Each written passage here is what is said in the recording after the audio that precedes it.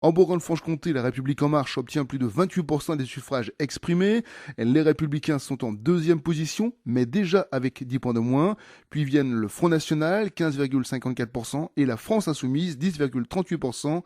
Le Parti Socialiste n'atteint même pas les 10% des voix, avec 6,34% des suffrages dans notre région.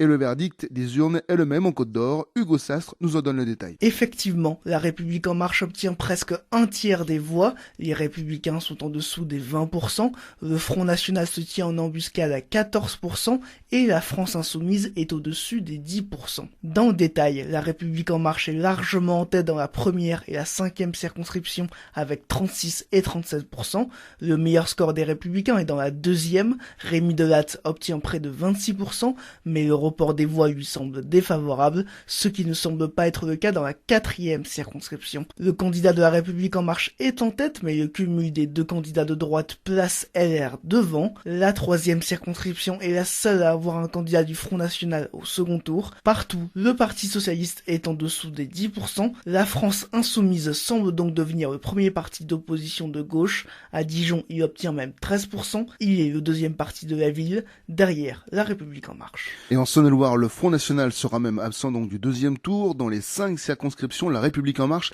arrive devant, mais le PS parvient à être présent au deuxième tour dans la circonscription de la Bresse bourguignonne, la seule. Les détails avec Hugo Sastre. Comme en Côte d'Or, La République En Marche est en tête avec plus de 30% en Saône-et-Loire. Les Républicains sont en dessous des 20%, précédés du Front National avec plus de 13%.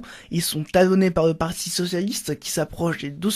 Malgré ce léger mieux, le PS ne sera au second tour qu'une seule fois dans la quatrième circonscription. Ce score affaiblit La République En Marche qui reste sous la barre des 25%. La socialiste Cécile Untermeyer semble pourtant en difficulté avec peu de report de voix. Les autres circonscriptions placent La République En Marche face aux Républicains avec plus de 10 points d'avance, sauf dans la deuxième circonscription où 7 points séparent les deux candidats d'En Marche et des Républicains. Le Front National pourrait donc jouer un rôle d'arbitre en Saône-et-Loire puisqu'il obtient entre 13 et 16% des voix. Excepté dans la première circonscription, La République En Marche y affiche plus de 15 points d'avance sur ses poursuivants.